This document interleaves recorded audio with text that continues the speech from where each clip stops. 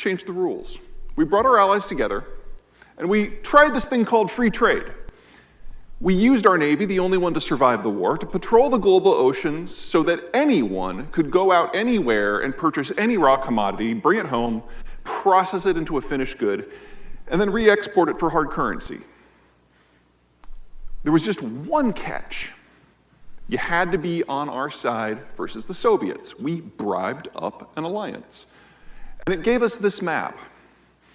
The deep blue, those are the countries we cared about before the war. The medium blue, those were the new allies in this new global order. Orange, those are the other guys. We don't like to talk about them in this country.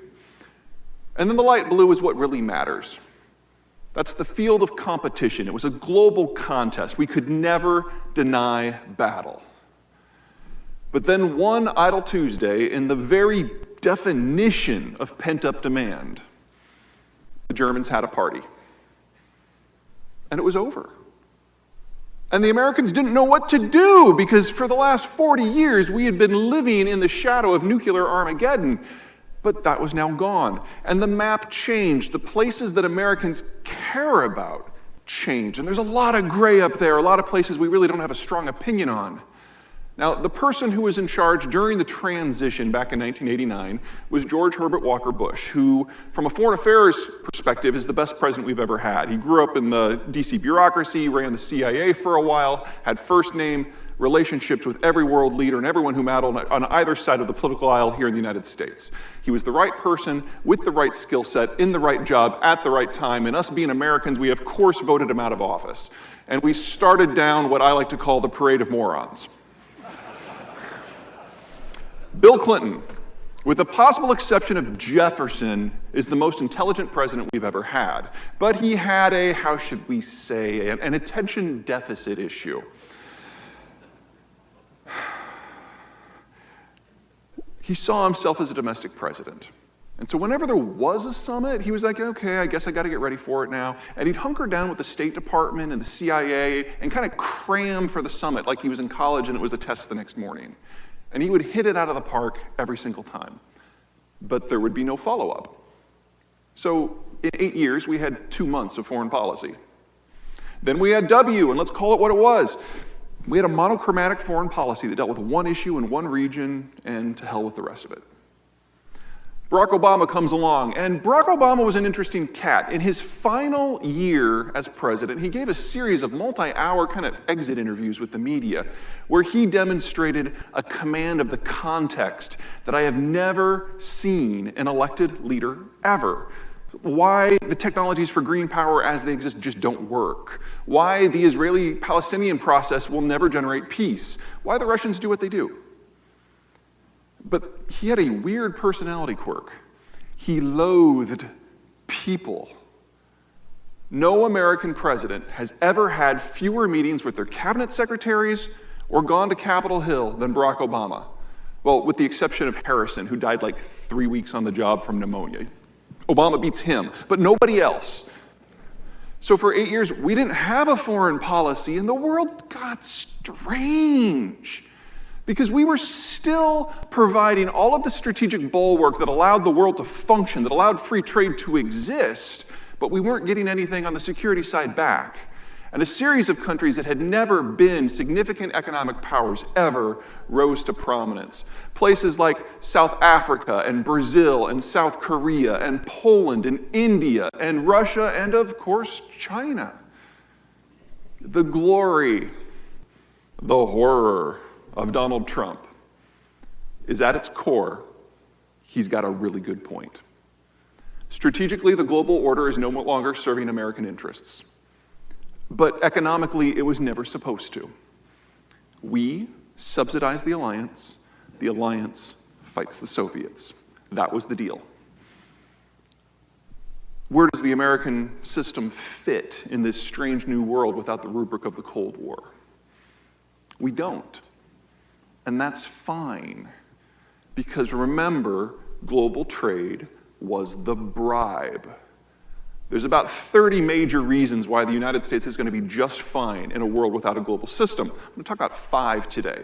Number 1, trade. We don't do it. Trade was the bribe. We're the least involved economy in the world. Last year, only about 8% of GDP came from exports. About half of that's within NAFTA. So the US can have a regional trade system without needing a global trade system. Second, energy.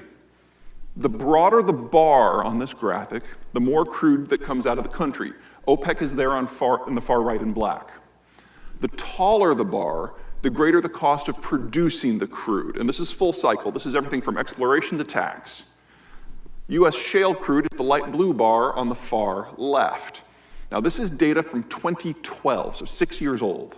Back then, we produced about 4 million barrels per day of shale crude. It was important, it was strategically significant, but it really wasn't a game changer, and it was pricey. Since then, we've had breakthroughs in things like water management and seismic and drilling, and here's where we were as of 3 weeks ago.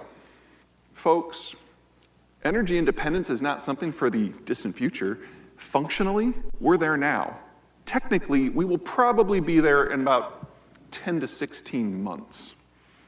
The last link between the United States and the broader system, the last economic link, is breaking right now.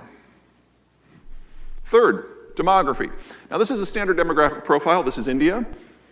In a demographic profile, you've got children at the bottom, then young adults, mature adults, and retirees at the top. Men on one side, women on the other.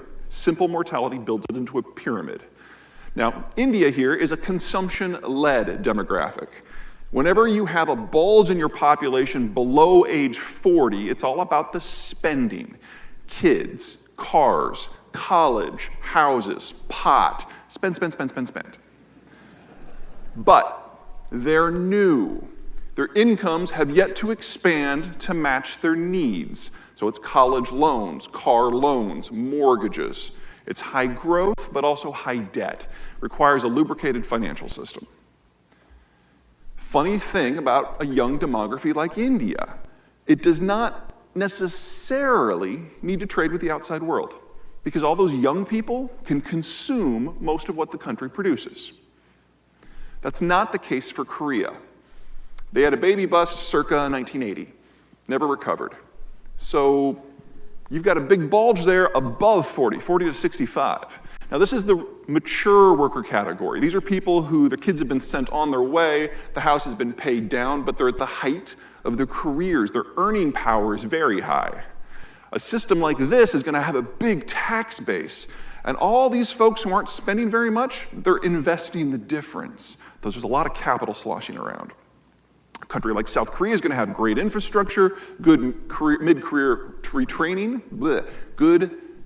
training, and highly value-added industry. But it has to export, because those older workers aren't going to buy all of those Samsung phones. It has to be sent abroad.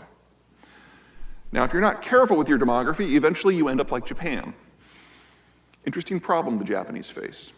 How do you run a first world economy without a workforce? There's a reason they're the world leader in automation. Now, a funny thing about robots, they don't vote yet, which means it doesn't matter where you put them. So Japan has become the leader in not outsourcing or resourcing, but desourcing, where they pick up big chunks of their industrial plant and plop it down in other countries to get on the right side of currency and political risk, but most of all, to service a growing demographic.